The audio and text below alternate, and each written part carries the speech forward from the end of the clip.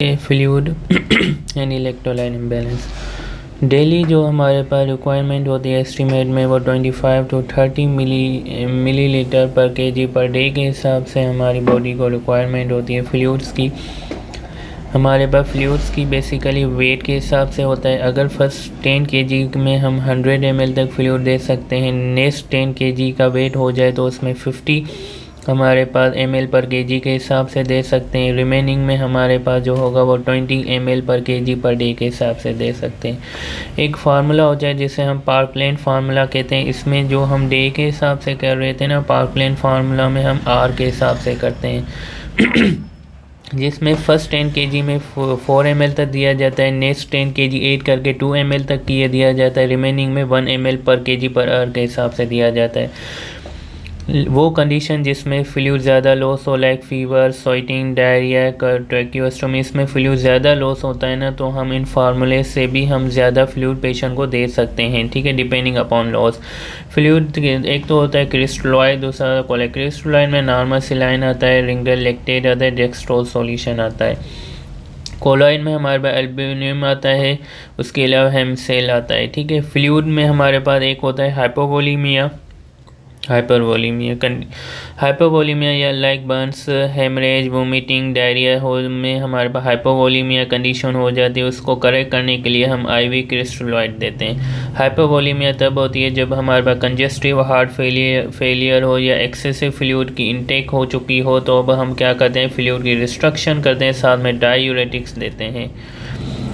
अब इलेक्ट्रोलाइट्स में आते हैं, हमें सोडियम जो डेली रिक्वायरमेंट होती है वो 0.9 से 1.2 मिली मोल पर केजी के हिसाब से हमारी बॉडी को रिक्वायर होता है। जब हमारे पास सोडियम का लेवल 130 मिली इक्विवेलेंट लीटर से कम हो जाए तब हम उसे हाइपोनेट्रीमिया कहते हैं। हाइपोनेट्रीमिया में भी दो कंडीशन आती है कि डाइल्यूशनल होती है, दूसरी डिप्लीशन। डाइल्यूशनल में हमारे पास बेसिकली जो यूरिनरी सोडियम होता है ना वो लेस होता है, और इसमें हमारे पास मेन काज होता है एक्सेसिव हाइपोटोनिक फ्लूइड की वजह से। The main cause of the dilutional hyponatremia is due to excessive hypotonic fluid, जिसमें IV fluid, congestive heart failure या सीट्स। डिप्लीशनल में क्या होता है, इसमें ज़्यादातर जो यूरिनरी सोडियम होता है ना वो ज़्यादा लॉस हो रहा होता है। इसमें हमारे पास रीनल काजेज हो सकते हैं, डायरिया, वोमिटिंग, बर्न्स वगैरह इसमें काजेज आते हैं। तो इसमें क्लिनिकल फीचर पेशेंट को सीजर्स होते हैं, कोमा होता है, लेकिन इसमें जो एक फीटल कंडीशन डेवलप होती है सेरिब्रल एडिमा। इसमें अगर हमारे पास क्या है सब मैनेजमेंट, सबसे पहले इसमें हमारे पास ये क्यों हुआ है, due to the excessive hypotonic fluid की वजह से हुआ है। तो इसमें हम हाइपरटोनिक सलाइन देंगे, मॉडरेट टू सीवियर कंडीशन में हो तो इसमें 3% नॉर्मल सलाइन भी ऐड करेंगे। अगर माइल्ड होगा तो उसमें सिंपली फ्लूइड की रिस्ट्रक्शन कर देंगे। और जो सोडियम की करेक्शन करनी है ना वो हमें 10 milliequivalent per litre per day से हिसाब से करनी है। अगर उससे ज़्यादा कर दिया ना तो हमारे पास पोंटाइन डीमाइलिनेशन हो जाएगी, जिसकी वजह से कॉर्ड पैरेलेजिया हो जाएगा।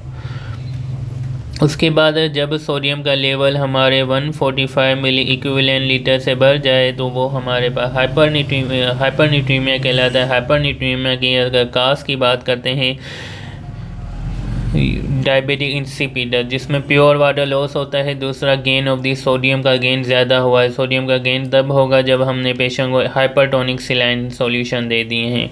तो इसमें भी सीजर, कोमा वगैरह होता है। तो इसमें हमारे पास क्या करना पड़ता है, एक तो हाइपोटोनिक फ्लूइड्स देने पड़ते हैं, डायूरेटिक्स देना पड़ता है, 0.45 नॉर्मल सलाइन देना पड़ता है, और इसको मॉनिटर भी करते रहना है साथ में कि उसे सेरिब्रल एडिमा ना हो जाए।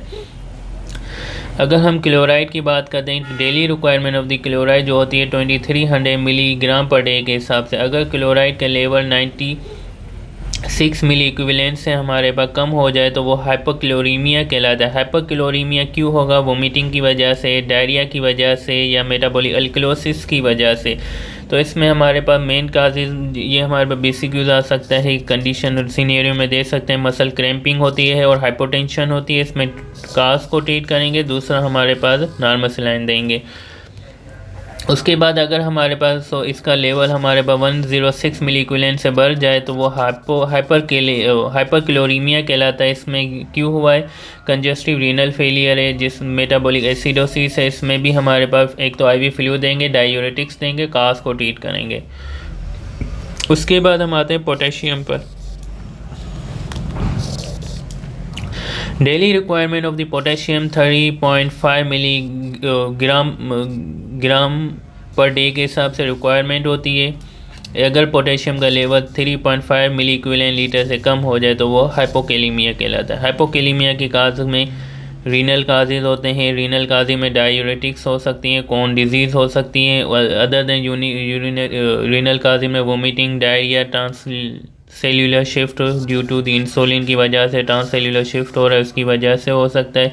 इसमें हमारे पास पैरालिसिस होती है, पैरालिसिस इलियकस होती है, एरिथमियाज होती है, मसल वीकनेस होती है। इसमें ECG में हमारे पास क्या मिलती है? T वेव्स मिलती हैं, दूसरा U वेव्स फॉर्मेशन मिलती है।